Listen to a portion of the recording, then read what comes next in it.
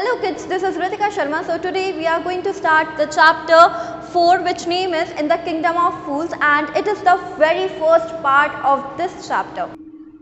So students, before starting the chapter we should get the meaning of this title, In the Kingdom of Fools. इसका means क्या होता है? इस chapter का mean है, इस टाइटल का मीन है एक ऐसा किंगडम जहाँ पे फूल्स ही फूल्स रहते हैं। मतलब कि जो वो ऐसा किंगडम है जहाँ का जो किंग है, जहाँ के जो एडमिनिस्ट्रेटर्स हैं, दे ऑल आर फूल्स। उनकी नॉलेज काम नहीं करती है और वो अपनी जो चीज़ें हैं, अपना जो किंगडम है, उनको बाकी किंगडम से बिल्कुल डिफरेंट तरीके से चलाना चाहते हैं। फर्स्ट ऑफ ऑल इनके जो राइटर हैं, he is A.K. Ramanujan and this story was told in Kannada story. ये जो स्टोरी थी वो एक कन्नड़ स्टोरी थी जिसको A.K. रामानुजन ने हिंदी में ट्रांसलेट किया है। एंड या सो in the kingdom of fools, it is believed that fools are so dangerous that only very wise people can manage them. ऐसा कहा जाता है, ऐसा माना जाता है, it is believed means ऐसा माना जाता है कि जो fools होते हैं, जो मूर्ख लोग होते हैं, they are very dangerous, और उनको बहुत ही ज़्यादा जो wise लोग होते हैं, wise means कौन होते हैं? बुद्धिमान, जिनकी wit बहुत strongly काम करती है। तो ऐसा माना जाता है कि जो बहुत ही ज़्यादा wise लोग होते हैं वो ही इन लोगों को हैंडल कर सकते हैं, वो ही फूल्स को हैंडल कर सकते हैं।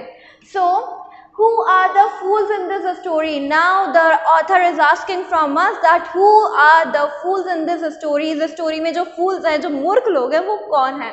And what happens to them, और उनके साथ क्या होता है। मतलब कोई ऐसा, मे बी इस स्टोरी को जब हम पढ़ेंगे तो हमको पता चलेगा कोई ऐसा इंसिडेंट होगा या फिर कुछ ऐसी बात हो जाएगी उनके साथ जिससे कि ये प्रूव हो जाएगा that they are the fools. Alright, so this is a very humorous story which we gonna read. In the kingdom of fools, both the king and the ministers were idiots. So एक kingdom था, in the kingdom of fools, वो fools जो थे, like वो जो fools का जो kingdom था, उनका जो राज्य था, वहाँ पे जो king थे और जो minister थे, they both are idiots. दोनों ही बहुत ही बड़े idiots थे. They didn't want to run things like other kings. वो as I already told you, मैंने क्या बताया था आपको कि वहाँ का जो administrator है और जो king है वो क्या करना चाहता है, वो अपना जो किंगडम है उनको बाकी किंगडम से डिफरेंट तरीके से चलाना चाहता है। और वो किस तरह से डिफरेंट तरीके से चलाएगा वो हम इस स्टोरी में देखेंगे। एंड ये प्रूव करता है that literally they are idiots. Exactly, yeah so they didn't want to run things like the other kings. तो वो अपनी जो चीज़ें हैं, अपना जो किंगडम है, उनको बाकी किंग्स की तरह नहीं चलाना चाहते थे। So they decided to change night into day and day into night. So उन्होंने क्या डिसाइड किया? They decided that they will change the night into day and day into night. मतलब कि वो क्या करेंगे, वो डे को नाइट में कन्वर्ट कर देंगे और नाइट को डे में कन्वर्ट कर देंगे। इसमें इट मीन्स ये नहीं है कि मतलब जो हमारे जो प्लैनेट्स है वो उसमें चेंजेस आ जाएगा। नो, चेंजेस ये होगा कि लाइक जो भी काम हम नाइट में करते हैं वो हम डे में करने लग जाएंगे और जो भी काम हम डे में करते हैं वो हम नाइट में करने लग जाएंगे। सो they ordered that everyone should be awake at night till their fields and run their businesses only after dark and go to bed as soon as the sun came up. So उन्होंने ये order कर दिया, उन्होंने ये proclaim कर दिया, उन्होंने ये डिसाइड किया कि जितने भी काम होंगे जो नाइट में किए जाते हैं, लाइक सोने का काम होता है, लाइक स्लीपिंग का जो काम होता है वो आप डे में करेंगे, और जो कि डे के काम होते हैं, जो भी लाइक बिजनेस रन करना हो गया, ठीक है, फील्ड्स में काम करना हो गया, वो आप कब करेंगे? वो डार्क में करेंगे, मतलब कि रात के टाइम पे करेंगे। सो anyone who disobeyed would be punished with death. और ये भी प्रोटोकॉल निकाल दिया, ये भी प्रोक्लेम कर दिया कि जो भी इन बातों को नहीं मानेगा, इस डिसीजन को नहीं मानेगा, he would be punished to death. उसको लाइक सजाए मौत, ठीक है, उसको क्या कहते हैं? डेथ टू बी पनिश्ड, मतलब कि सजाए मौत सुना दी जाएगी, उसको पनिश किया जाएगा। The people did as they were told for fear of death. लोगों ने ऐसा ही किया जैसा कि डिसीजन लिया गया था बाय द किंग, क्योंकि उनको किस चीज़ का डर था, उनको डेथ का फियर था। The king and the minister were delighted at the success of their project, और जो किंग थे और जो मिनिस्टर थे, they were very delighted, they were very happy, they were very pleased कि उनका जो प्रोजेक्ट है, उनका जो प्रोक्लेमिनेशन है वो फाइनली सक्सेसफुल हो गया। One day a guru and his disciple arrived in the city. So now, अब जो स्टोरी है वो चेंज होती है, ठीक है। एक दिन क्या होता है, एक दिन जो गुरु है और जो उनका डिसिपल है, डिसिपल मीन्स क्या होता है, प्यूपिल, शिष्य, चेला जिसे हम कहते हैं, ठीक है। तो डिसिपल और गुरु दोनों सिटी में पहुंचते हैं, उस किंगडम में पहुंचते हैं। It was a beautiful city, ये बहुत ही ज़्यादा ब्यूटिफुल सिटी थी, but it was broad delight, but there was no one about. Broad delight, broad delight मतलब कि बहुत ज़्यादा सुबह हो गई थी, बिल्कुल सुबह हो गई थी, मतलब कि मे बी आफ्टरनून टाइम था या फिर उससे पहले का टाइम था जब सब लोग उस टाइम पे काम कर रहे होते, so that time is called broad daylight, alright. So लेकिन वहाँ पे कोई भी नहीं था, everyone was asleep, everyone was sleeping there. वहाँ पे सभी लोग उस ब्रॉड डे लाइट में, इतनी धूप निकल गई थी, इतनी सुबह हो गई थी, फिर भी वो लोग सो रहे थे वहाँ पे। Not a mouse stirring, even the cattle had been taught to sleep by day, यहाँ तक कि कोई चूहा भी वहाँ पे दिख नहीं रहा था, कोई माउस भी वहाँ पे नजर नहीं आ रहा था, और जो कैटल्स थे, कैटल्स को भी वहाँ पे डे को सुलाने के लिए, मतलब उनको डे में सुलाने के लिए सिखा दिया गया था। So the two strangers were amazed by they saw around them and wandered around town till evening. So जो two strangers थे, यहाँ पे two strangers किसको डिनोट किया गया है, गुरु को और डिसिपल को। So वो जो two strangers थे, they were amazed, they were shocked to see all such scenarios. उन्होंने जो वो सिनेरियो देखा था कि सभी लोग दिन के टाइम पे ब्रॉड डे लाइट में सो रहे हैं, so they were very shocked. So when suddenly the whole town wake up, so yeah, then क्या हुआ, and went about its nightly business. So next क्या होता है, जब वो शाम के टाइम पे टाउन में आते हैं, शाम के टाइम पे सिटी में आते हैं, तो what they saw, वो ये देखते हैं कि सभी लोग अपने अपने काम पे लग गए हैं। मतलब कि उन्होंने पहले तो ये देखा कि जो डे था, डे में सब लोग सो रहे थे, everyone was sleeping there, and now when they came at the evening time, they saw that everyone was doing their own work. So the two men were hungry now that the shops were open. So जो दोनों लोग थे, मतलब जो disciple थे और जो गुरु थे, they were very hungry, they were very starving, and yeah, now the shops were open, और अब जो शॉप्स थी वो खुल चुकी थी, ओपन हो चुकी थी। They went to buy some groceries, वो कुछ ग्रोसरीज खरीदने के लिए गए थे। ग्रोसरीज मीन्स क्या होता है, राशन का जो सामान होता है, that is called grocery. So to their astonishment, they found that everything cost the same, a single dudu.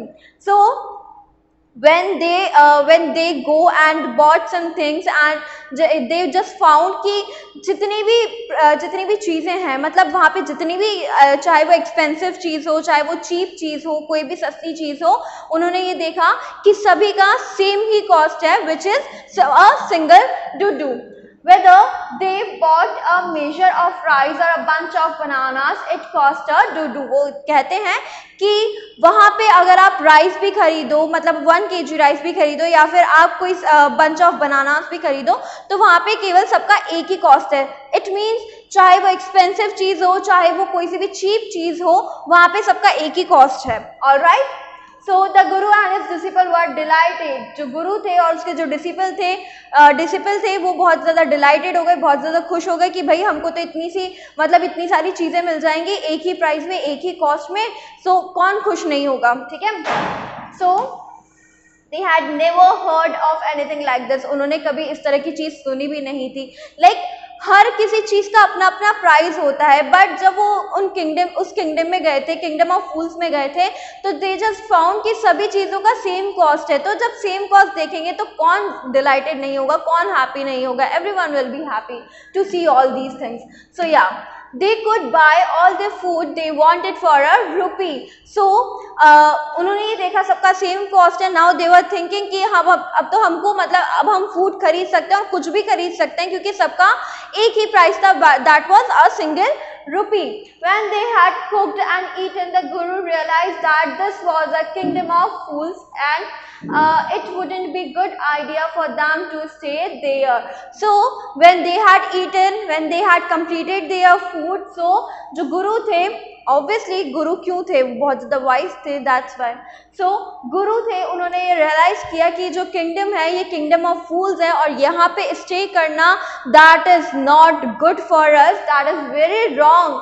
Alright, this is no place for us. वो कहते हैं कि ये हमारा प्लेस नहीं है, मतलब कि यहाँ पे हम रुक नहीं सकते, because this is the kingdom of fools. और ये जो फूल्स लोग हैं, जो मूर्ख लोग हैं, ये कुछ भी कर सकते हैं, इनकी बातों का कोई भरोसा नहीं हो सकता, क्योंकि इन्होंने जब दिन को रात कर दिया, रात को दिन करती, तो दे कैन डू एनीथिंग.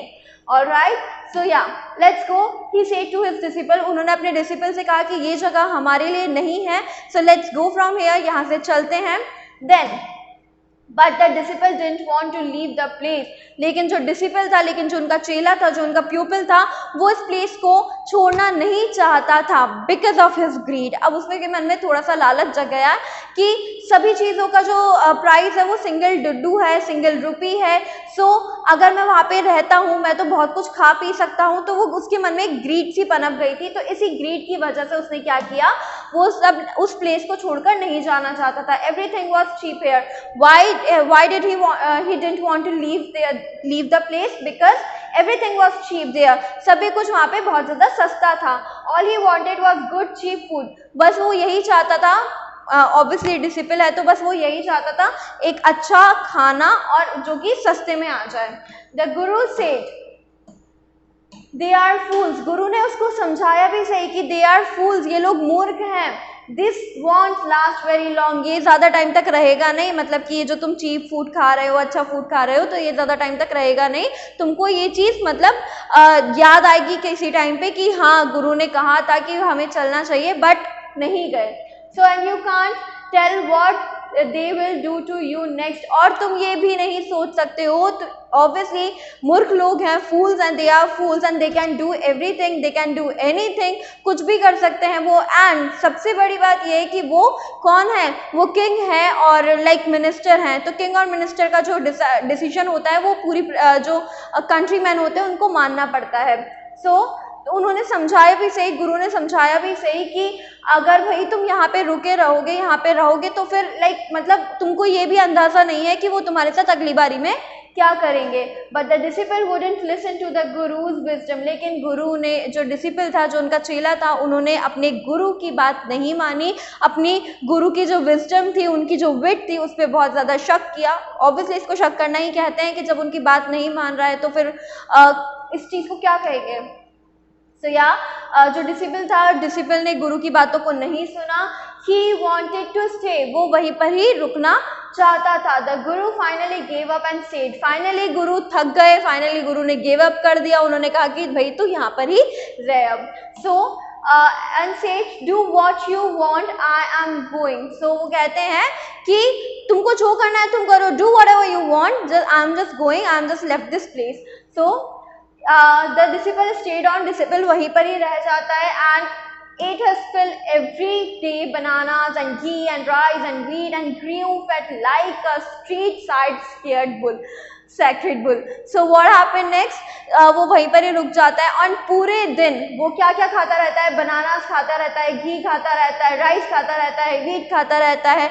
और वो कुछ ही दिनों में इतना ज़्यादा फैटी हो गया था, इतना ज़्यादा वो ह्यूजली फैट हो गया था, जैसे कि मान लो कोई स्ट्रीट साइड सैक्रेड बुल हो, कोई मतलब ऐसा बहुत चौड़ा सा बैल नहीं होता जिसको लाइक प्लगिंग करने के लिए काम में लिया जाता है फील्ड्स में, तो वैसा वो हो गया था.